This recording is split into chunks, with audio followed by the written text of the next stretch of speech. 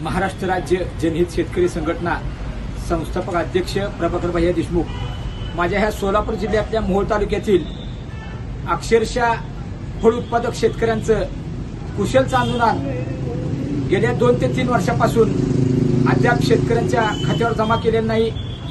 चालू वर्षीचं फळ लागवडीचं अनुदान केळी असो डाळिंब असो त्याचे पैसे मिळाले नाहीत। MRAGS मधलं त्या फळाचे जे पैसे मिळणार आहेत फळबागेचे ते पैसे अनुदान थकीत आहे, अद्याप मिळालेले नाही। तसेच विशेष म्हणजे ट्रॅक्टरचं अनुदान, पुन्हा शेती अवजारे आणि ठिबकचं ह्या पण अनुदानापासून कित्येक शेतकरी माझ्या मोहोळ तालुक्यातले पाटकुलचे असो, पिंजूर असो, टाकळी, औंढी, वरकुट, शेत बाबुळगाव, कुरुल, कामती, दातपूर, तिकडचा नरखेड भाग, शेतपळ भाग सगळा पूर्ण, आष्टी, खंडाळी, पापरी, कोनेरी, येवती या गावोगावच्या शेतकऱ्यांचं अनुदान रखडत पडलेलं आहे। या बाबतीत याला जबाबदार कृषी अधिकारी आहेत। या कृषी अधिकाऱ्यांनी काळजी घेतली पाहिजे शेतकऱ्यांची। त्यांच्या जीवावरती आपल्याला पगार मिळते, खुर्च्या तुम्हाला आमच्या कामासाठी दिले, त्याचा उपयोग तुम्ही आमच्या कामासाठी केला पाहिजे। वारंवार माझा शेतकरी हेलपाटे घालतोय, येण्या जाण्यात 2-3 हजार रुपये त्याचं पेट्रोलला गेले असतील।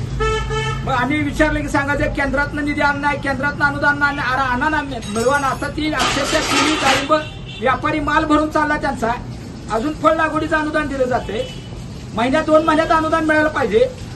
आताच माननीय सोलापूरचे जिल्हा अधीक्षक कृषी अधिकारी आदरणीय कर्तव्यदक्ष भोसले साहेबांचं माझं बोलणं झालं। त्यांना पण सांगितलेलं आहे की सोमवार दिनांक 10 तारखेला मोहोळ तहसील कार्यालयासमोर आम्ही हलगीनाथ आंदोलन करून तातडीने या मागण्यांचा विचार करावा, अन्यथा हलगीनाथ आंदोलन करून तुम्हाला जाब विचारतोय। या मोहोळ तालुक्यातल्या फळ उत्पादक शेतकऱ्यांना मी विनंती करतोय की तुम्ही मनापासून त्या आंदोलनात तुमच्या फायद्यासाठी हजर राहा। आमचा काय संबंध नाही, माझ्या मनात अजिबात द्राक्षाची बाग नाही, केळीची नाही, पेरूची नाही, डाळिंबाची नाही। तुमच्यासाठी मी लढतोय, झटतोय, जनहित शेतकरी संघटनेचा कार्यकर्ता लढतोय।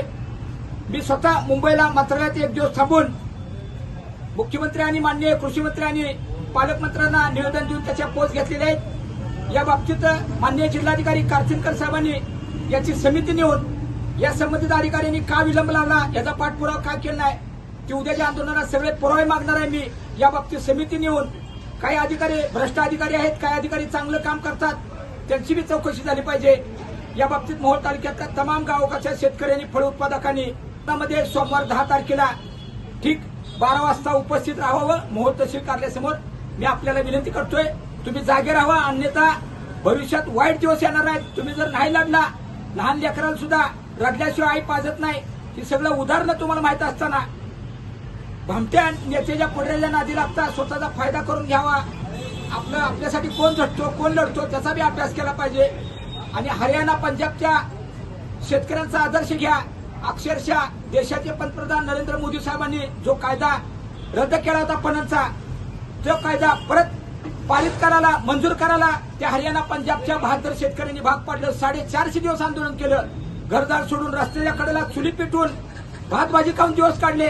मी जसं मुंबई आझाद मैदानाला 50 कार्यकर्त्यांनी आम्ही भातभाजी वडापाव खाऊन उजनीचं पाणी सोडायला भाग पाडलं, 5 टीमची पाणी उजनी धरणात वाचवलं। त्यामुळे शेतकरी पेटून उठला पाहिजे। आमचा वैयक्तिक स्वार्थ नाही, तुमच्या हक्कासाठी या, अन्यथा अधिकाऱ्यांना सवय लागली आहे शेतकऱ्याला काय देणं घेणं नाही म्हणून ते अधिकाऱ्यांनी विचार करत नाहीत। त्याचा विचार करून शेतकऱ्यांनी या आंदोलनामध्ये सहभागी झाले पाहिजे, आपला फायदा पाहिला पाहिजे। आपल्या मुलाबाळांना कॉलेजला पैशाची गरज आहे, खर्च असतो, त्याचा विचार आम्ही करतोय।